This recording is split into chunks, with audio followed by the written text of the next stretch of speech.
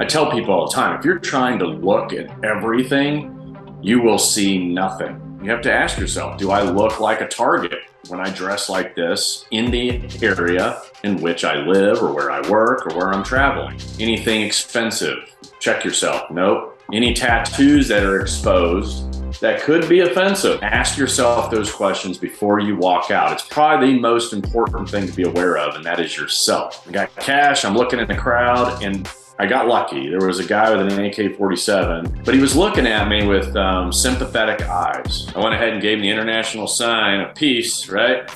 Rubbing my fingers together, and his eyes got bigger. And he's like, yeah. And I said, okay, come in. Was that just the way you were wired, do you think? Do you think that's just your personality, where you could just push through when, 80% of your class rings the bell and goes out? Buds is all about teamwork. But that only applies to the people that are like standing around you at that moment in time. But as soon as one of them says, I think I'm gonna quit, then it's like, get the fuck out of here. You're not on the team anymore. See ya. What do you mean when you think of that phrase, self-reliant? Start with the simple stuff, Hey, if I got shot in the leg, how would I stop that bleeding if no one else is around or if 911 can't come to help me? If there is an intruder in my house, I called 911, but they're 7 minutes out. And we both know a lot can happen in 15 seconds. Master the basics and you will become advanced. A lot of people want the shortcut to like some cool guy way of doing things, but there isn't. But you have to take a moment and figure out, okay, what are all the simple things I can do to prevent it? Be more preemptive, more proactive in thought. I can't stress enough, keep it simple because crisis will complicate the rest.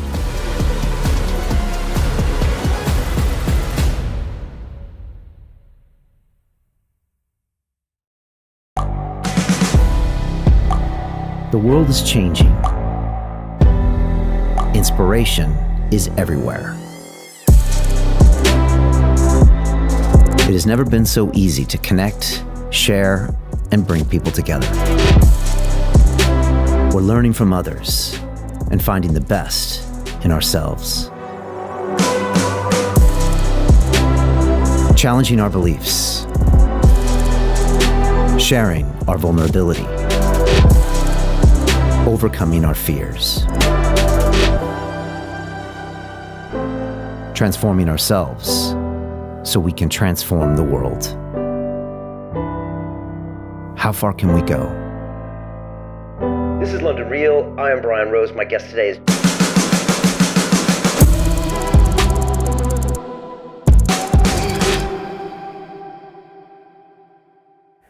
This is London Real. I am Brian Rose. My guest today is Clint Emerson, the former Navy SEAL, crisis management expert, and best-selling author.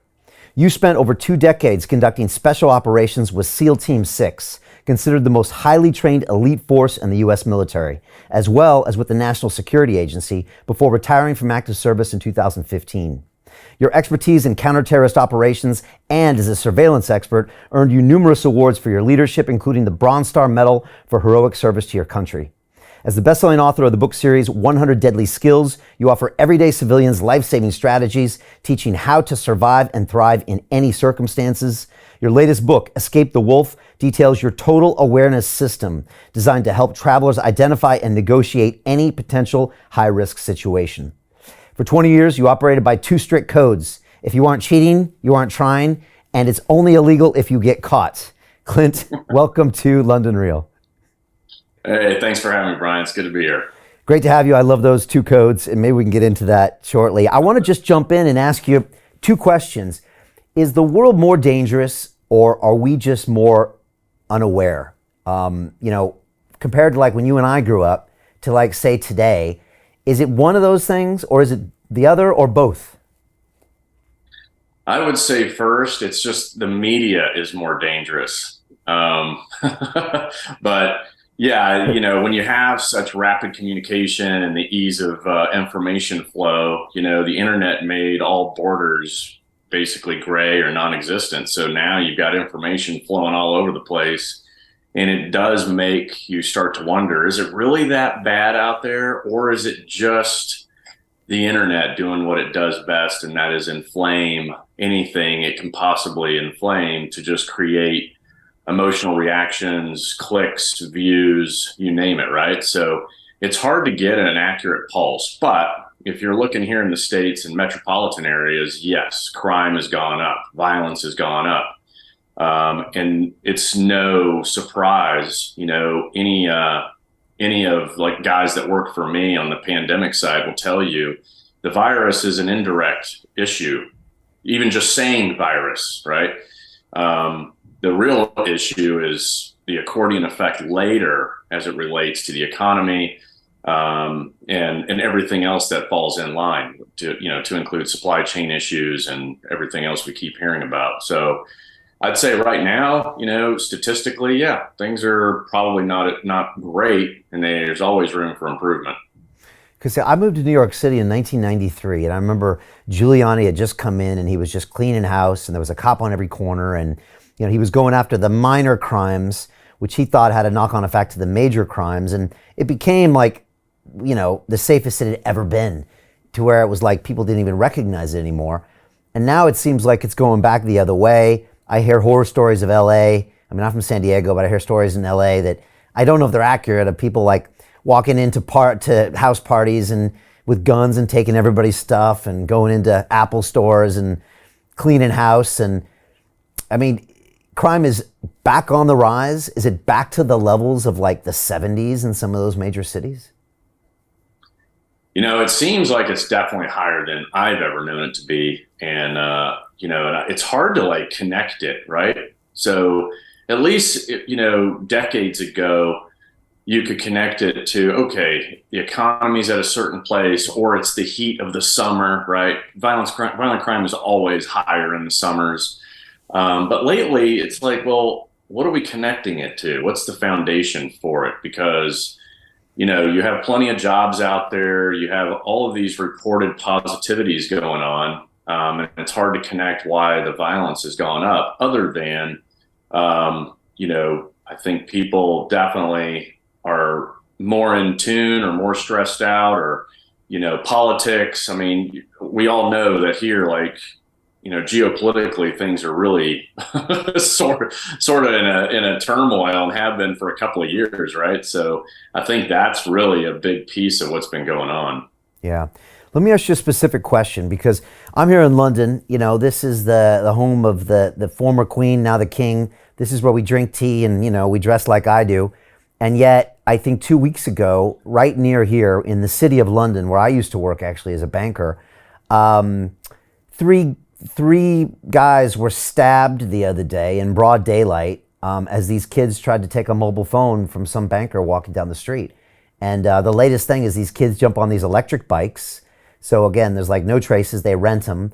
They go fast. They can go down alleys and get away from police. They wear ski masks, and they grab these phones. And if people are either unaware or maybe stupid enough to fight back, you'll get stabbed. Stabbing's a big thing here because we don't have guns, I guess. And I mean, this, like I said, this happened, in broad daylight in kind of the Wall Street area, with, businessmen in suits are getting stabbed for their phones. And everyone's thinking, what the hell's going on? And I'm wondering, like, for anybody in London that's listening, or other major cities, what would be the first thing you say to people to try to avoid or be aware of these situations? And, is it happening, like I said, because people maybe aren't aware? And could it be prevented with a little more awareness, which is what you talk about? Yeah, for sure. I think keeping your head on a swivel is key, and especially when you're walking down a street, because not only do you have the kids that might want to, what's called apple picking, right? Apple products are without a doubt targeted, and have been for as long as the iPhone's been out, right? Apple pickings in major cities all over the world, because it's really an expensive phone. And, not anymore, but before, you could just do a master reset on the thing and then take it to your cell phone, local mobile phone service provider. And they basically, put their SIM card in, and now you've got a phone that's yours. You didn't have to spend $1,000 on that thing. But now they're going to electronic, SIM cards. There are no more SIM cards anymore with the newer phones. So I don't know that the bad guys know that, right? It's not like you can go just switch it into your name and use it anymore. So I think that'll help once everyone knows and has a little bit of that knowledge and awareness that you can't just steal somebody's phone and then go make it yours anymore. It's going to be a whole lot more difficult. But yeah, as far as awareness, I mean, walking down the street, I always stay off your phone, right? Have that thing put away, because it's the people driving on their phones that you're going to be looking out for as a pedestrian to run you over.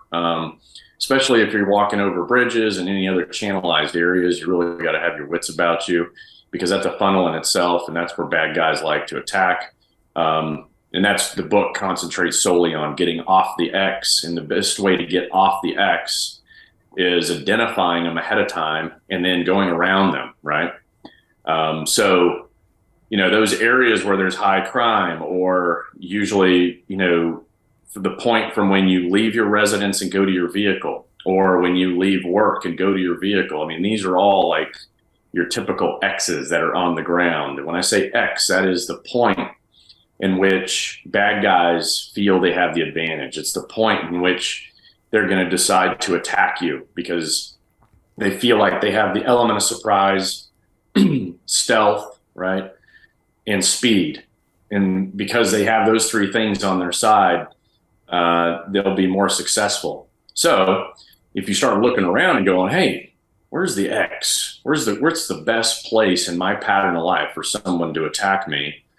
Once you identify it, now you know the places where you have to be more aware, right? Because I tell people all the time, if you're trying to look at everything, you will see nothing, right? So you have to kind of sensitize your mind and calibrate it so that it's looking for the signs and symptoms of the very threats that exist where you live, right? And that way now I'm limiting it to just maybe these few things those signs and symptoms of certain threats. And you're going to be a lot more successful in your observation skills when you do that. What about headphones? Keep them off? Yeah.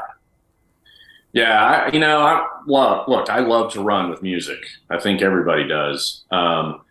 You can do adjustments now called hear through, right? So you can hear your music and you can hear the ambient outside environment. And I actually did a test with my daughter where, she had them in, and I ran up behind her, see if she could hear my feet coming, and she could. So, the technology is now caught up to those safety tips, right? Because before it's like, no, don't have anything in your ears, or at a minimum, have one out, right? Left or right ear. Make sure it's your good ear that's actually, listening for what's coming up behind you. But now the technology's gotten smarter, and you can legitimately listen to music and hear what's going on around you. But I would still factor the side of don't put anything in your ears. Let's face it. Anytime you're putting anything, an obstruction in your ear, regardless of hear through technology, you're still making yourself vulnerable. Right. So don't put it in your ears. Don't be on your phone. Yeah. The problem is that most people are doing both of those things, and they're so situationally unaware. I mean, you talked about drivers.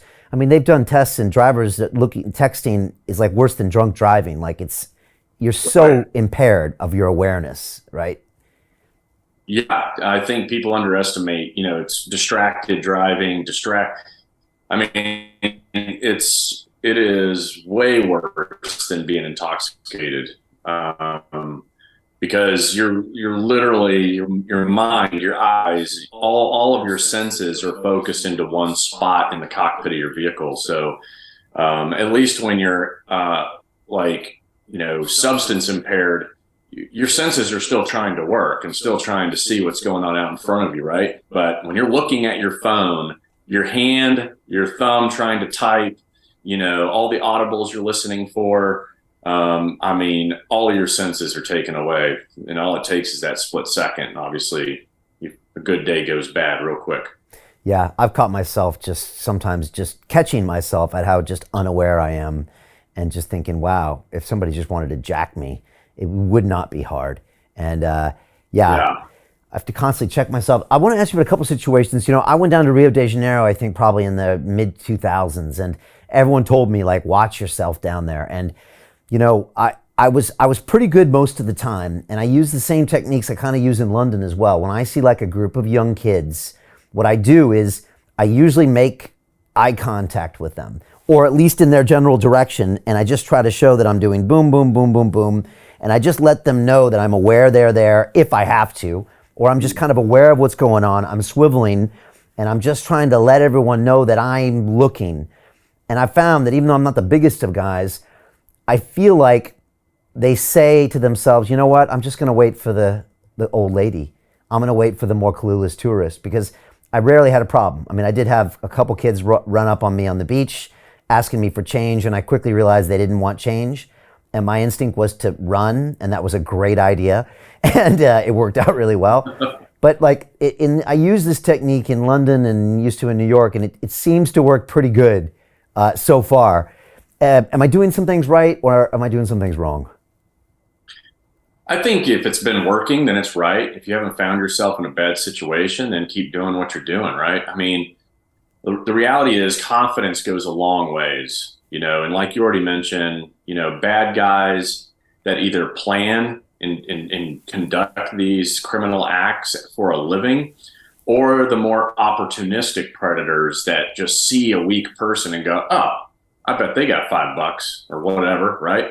Regardless of which kind of bad guy, confidence goes a long ways against those folks. I think the only consideration is culture, right? Is staring someone in the eyes going to, increase the odds, right? Because in some cultures, you stare someone in the eyes and they're going to get aggressive.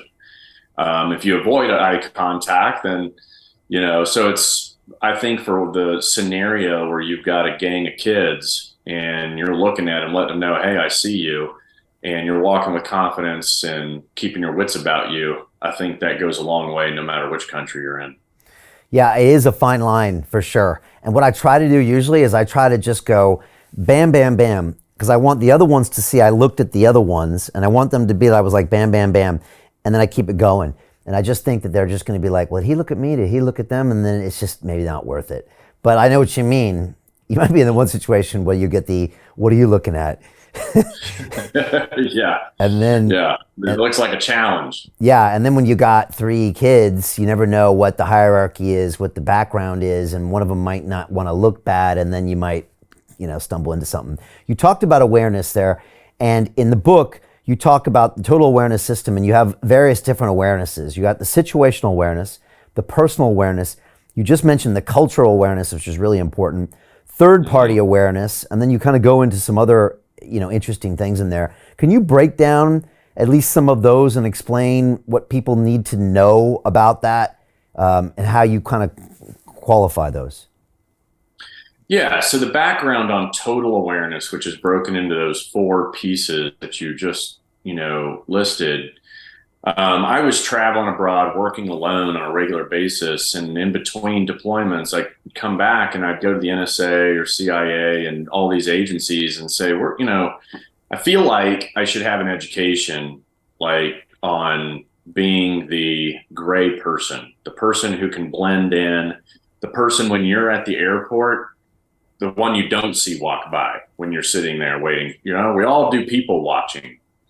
And I started noticing, like, wait a minute, I'm paying attention to certain people, usually based on my own interests or ego or whatever, right? And we notice those things. Hey, I've got a Panerai watch just like that guy, or hey, those are those high heel shoes with the red bottoms on it that cost a lot of money, or we pick up on the things that are, it's all racked and stacked up here in our heads.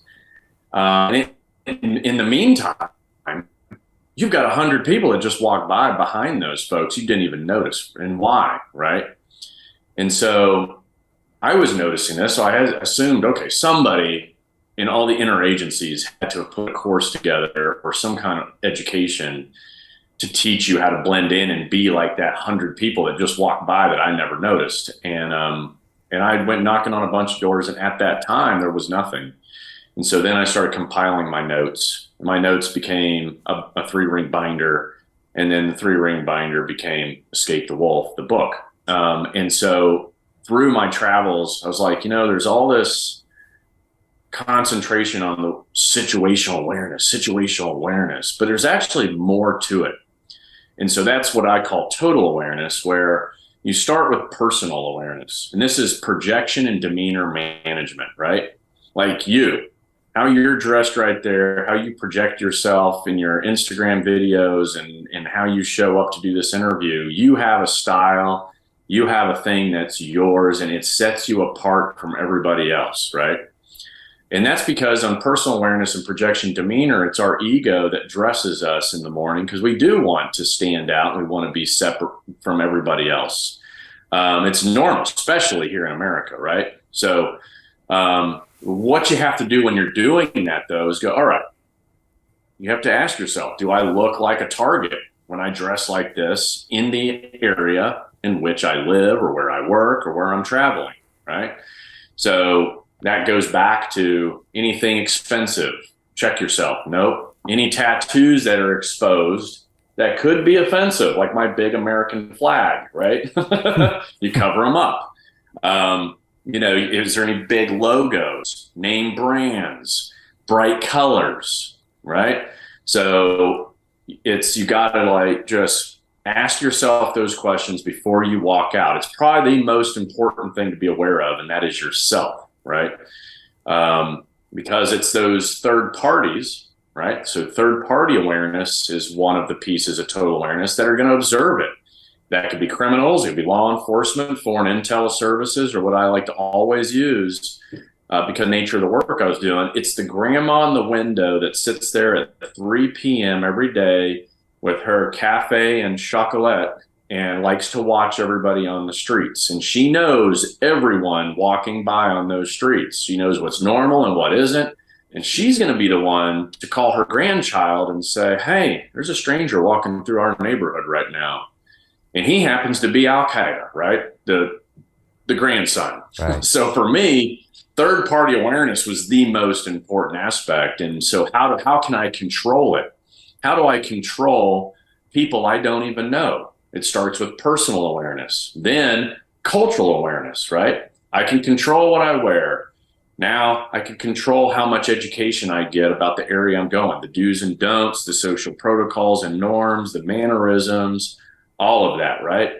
So now I'm doing what they're doing and I'm showing respect and I'm building allies, right? Because I can tell you right now, you show respect in that culture and you get a business card or two, those business cards will get you out of trouble faster than the State Department every single time, because the State Department ain't going to move on your behalf anytime soon, right? So you're building alliances and you're building that respect and mutual respect with the people you encounter each day just through cultural awareness. And that's why it's important we're not the ugly Americans anymore. And then finally, you have situational awareness, which really is, I try to keep it as simple as possible. It's paying attention to your environment, but knowing that, okay, there's a 3-meter bubble we live in. And I like to compare it to a boat. If I'm standing in a boat and the boat's in the middle of a swamp, right?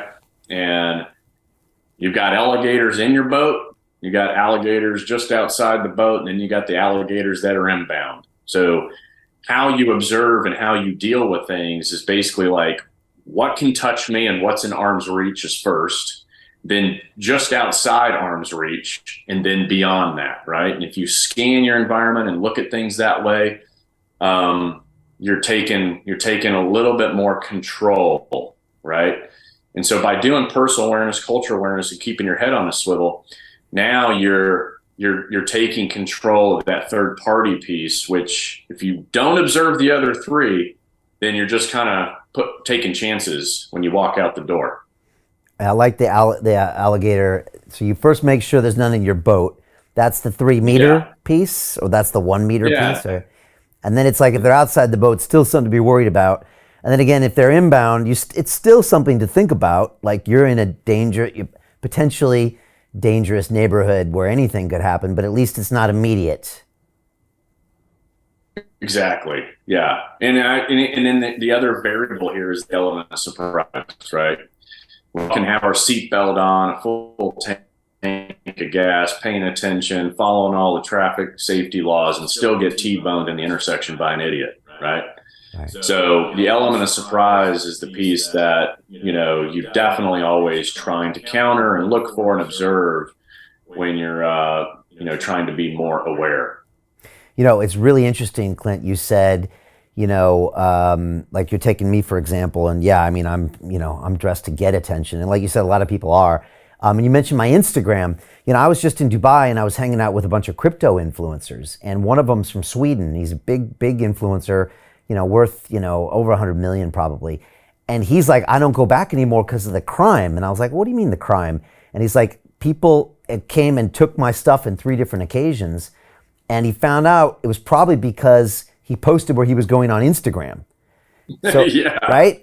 And a couple guys had said that. And so, again, it's almost like a digital piece of that personal awareness where you're almost even letting people know beforehand that you're getting there.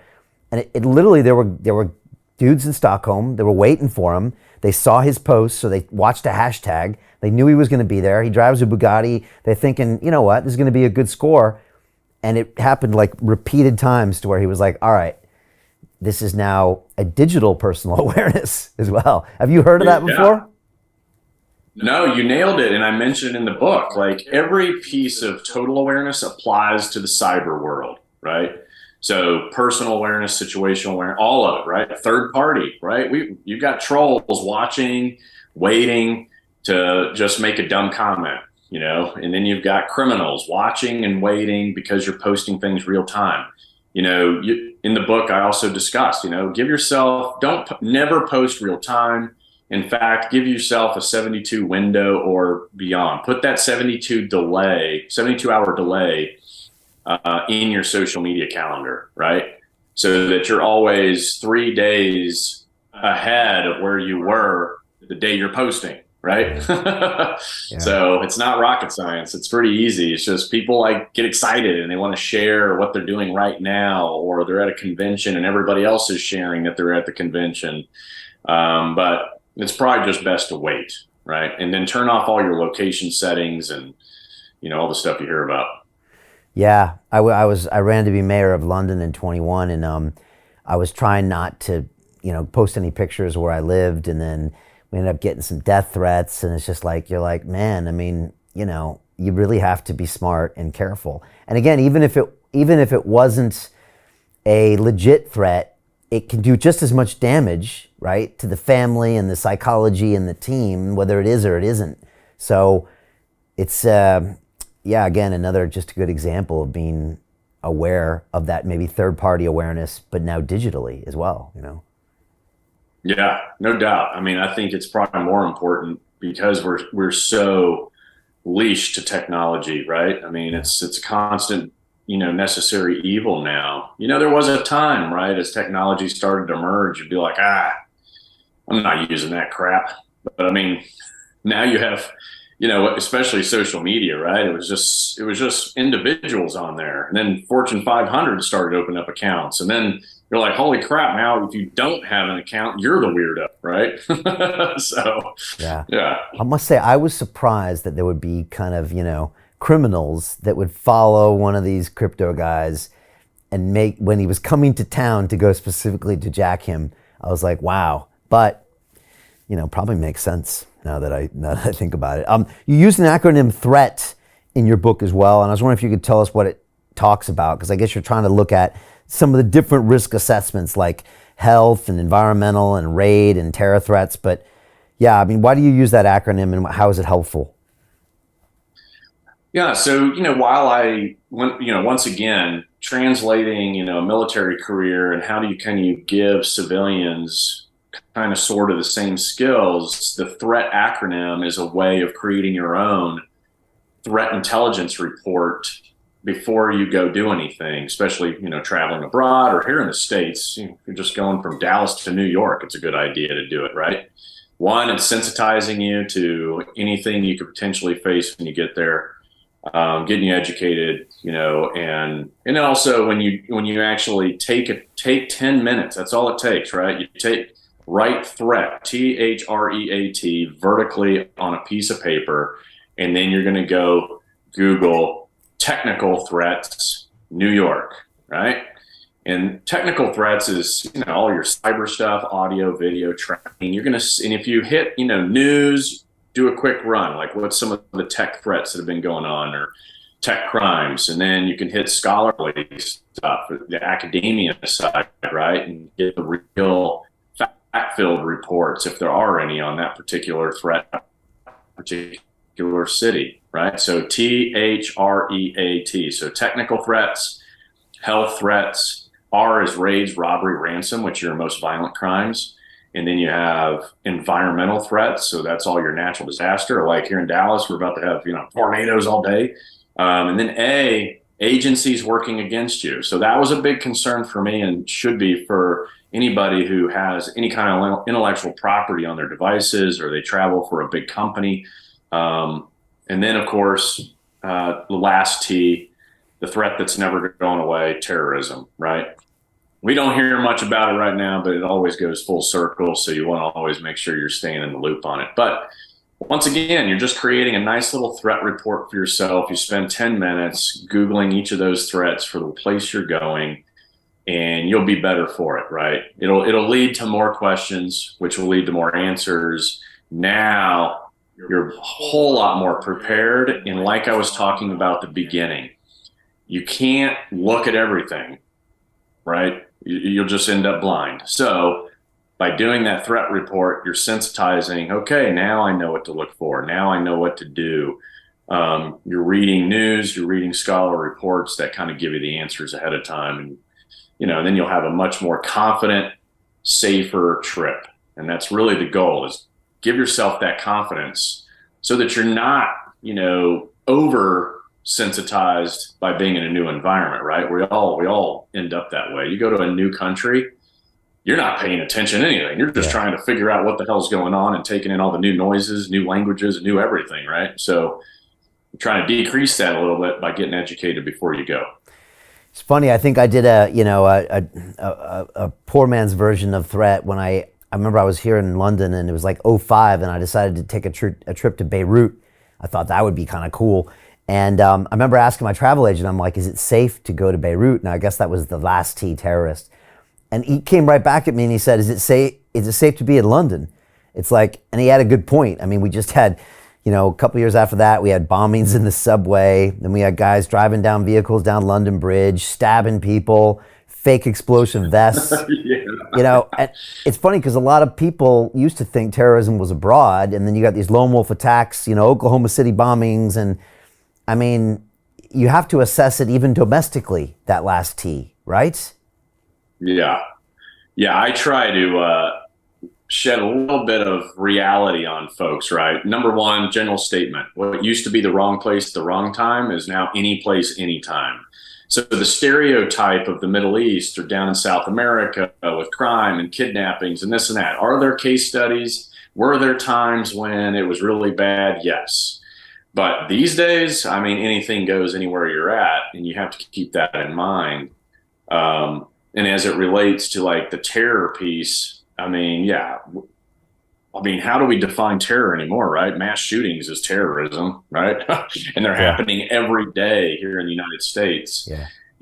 If anyone ever goes and looks up like immunizations required for certain countries, you think, oh, countries in Africa, third world, right? I'm probably going to need every shot under the sun to go there. And that's true, because it's definitely, there's viruses there that don't exist here. But when you compare if you look at the list of diseases in other countries and then compare it to the list of diseases in the United States or in first world countries, I think people would be shocked that like the first world countries have a far bigger list. And so we end up kind of thinking, oh no, go over there, you're going to get sick and this is going to happen, that's going to happen.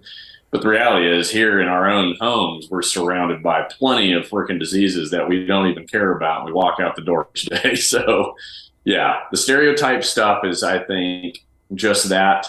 And, anything can happen anywhere these days. Yeah. You mentioned you did a test with your daughter where you kind of, snuck up behind her and to see if the headphones worked or not. And I had Tim Kennedy on the show like a year ago, Green Beret and MMA fighter. And He's got his company, Yeah. Sheepdog Response. I'm sure you guys know of each other. And he kidnapped his daughter, I think, like a year ago. Him and three of his buddies like grabbed her and threw her in her van. And it was to kind of teach her a lesson about her own situational awareness. And he got a little flack for it. But, you know, that's Tim. I mean, Tim would do this anyways. But I think like a year later, he was just like, look, she got some valuable lessons that actually might save her life one day. How do you feel about doing something like that to someone or a loved one to just really teach them about awareness? No, I think it's great because, well, for me, I would personally, hey, let's do some training first, and then let's test it, right? Under stress. I think there's no better way to learn, right? I mean, you go through a little bit of training and then make sure you take that training and apply it to a stressful, contained scenario, and then put all of that training to work and ensure that you know what you're doing, right? And make sure that you absorbed all of the education that you need in order to survive. So yeah, my daughter, she knows how to get out of duct tape, zip ties, you know, she carries, you know, different tools that, you know, can protect her. She is probably better on a handgun than, you know, most men I know. So yeah, I think, you know, educating your family and getting skills, obviously that's my number one job since I've been out, is like a skills provider. And so I feel like everyone should be educating themselves and educating their family through and through. I mean, there's plenty out there to learn, and it's fun, right? If you make it a family endeavor, it's a great way to hang out, you know, rather than just, you know, binging on some television show. Yeah, I was watching some of your videos, and you got some great ones online, so people should check them out. But there was one where you were talking about some basics, and I wanted to ask you, if you had to tell someone to study maybe 3 basic things that you teach, what would they be? And I saw you talking about, you know, concealing razor blades on yourself, the handcuff keys, and then like learning how to get out of a trunk, and, you know, some other things. What do you think are just like, if somebody wanted to spend an hour this weekend, and it might be the only hour they ever spend on this stuff, what do you think are just some really good return on investment type stuff to do with this type of personal security? Yeah, I think, you know, restraint defeat is definitely up on the list, right? I mean, being able to escape a bad situation is utmost important, especially if restraints are involved. So duct tape obviously is the number one restraint in the world because it's cheap, it's readily available. You know, second to that is zip ties. Third is handcuffs. The handcuffs are the Smith & Wesson Peerless, which are the most common ones around the globe. So I think, you know, being familiar with the different kinds of restraints out there and then practice getting out of them is a great hour spent. I mean, it wouldn't take much longer, right? I mean, getting out of duct tape is the same techniques as you're going to get out of zip ties. And then handcuffs is basically shimming them. And, you know, and if you've got a soft drink can or a beer can, you can literally use your kitchen scissors and cut shims. And now you've got a shim that'll basically go in between the ratchet teeth and the ratchet mechanism itself, right? And it disconnects the two from one another and allows the handcuffs to come free. That's if they're not double locked, right? Cops are always going to double lock their handcuffs. Criminals don't take the time to do it. So, but yeah, I mean, that's a great one. It's sexy. It's fun. Everybody can do it, kind of thing. You know, outside of that, you know, really, you know, working on your awareness skills. You can play what we call keep in mind or Kim's games, where you can, you know, go out in your front yard and place really, really tiny objects that are barely visible, and then have a family member come out and try and see all of them. See how many they can identify in 30 seconds, right? You get to take a snapshot with your eyes and your mind, and then immediately head down and write all the things you saw. And doing those observation games and skills are great because then when you go to a restaurant or you go to an airport or you're at a big sporting event or something, now you're all of a sudden pulling out the details in a crowd. So there's a lot of cool stuff that, you know, we talk about in the book that you can certainly apply and spend an hour on, and it'll be a great hour, right? That'll serve you well, you know, outside your home. I got 2 boys, and they're 5 and 6 years old. What do you, what would you do with those age groups, to start introducing some of these ideas? Well, at that age, it's always good to turn things into games, right? So I think, your home is your safe site. It's your safe place, and kids want to feel safe there. But I also think it's important to go, hey, you hear a noise at night. What are we going to do? How are we going to react? How are you going to rally up together and then make your way to dad? And then do it, right? Have fun with it. Different ways of communicating, right? Whether it's, flashlights, letting you know where you are, it's just a couple of, flashes of the light. You don't want to leave a flashlight completely on, especially if, there's an intruder situation. It gives up your location and all that stuff. But I think, in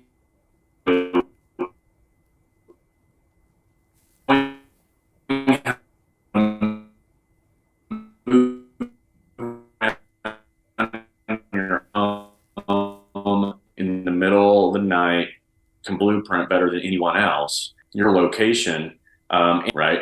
So keep it black and move around the house, and do it. See if you can do it as quietly as possible. And also talk about exit strategies, right? Yeah. Whether it's a fire, a bad guy, whatever it is, hey, how am I getting out of my bedroom? How am I getting out of the living room? How am I getting out of the kitchen?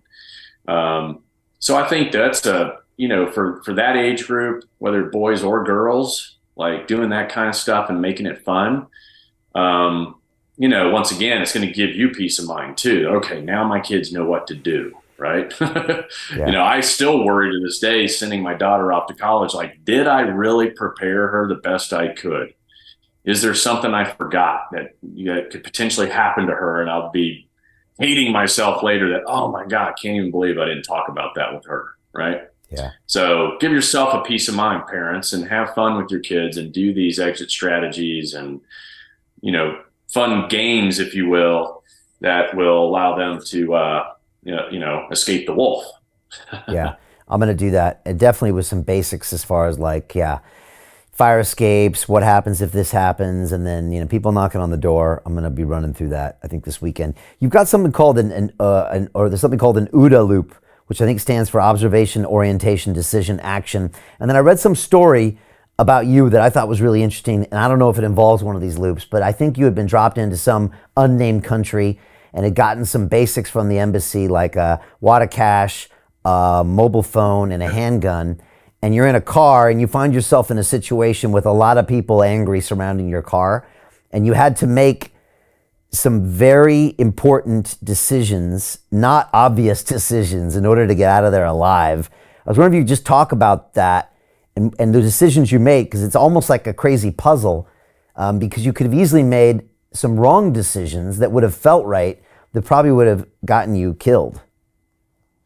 Yeah, no, it was probably one of the more, as a SEAL, you're doing a lot of risky, crazy stuff, but you're trained for it. You rehearse it. You're doing it all the time. You're very confident with those skills, and then you go do it. Everything was 100% out of my control, and it was Arab Spring, so there wasn't a major city in the Middle East that didn't have riots and social unrest going on. Obviously, it made national news for like every day for a month or months, and I was working in one of those countries. And just like you said, you land, you go check in with the embassy. They give you whatever you need, some creds and, money and a phone and your gun. And that's just kind of get you started. So you've got local cash and whatever else. Get in the vehicle and, a lot of To continue watching the rest of the episode for free, visit our website londonreal.tv or click the link in the description below.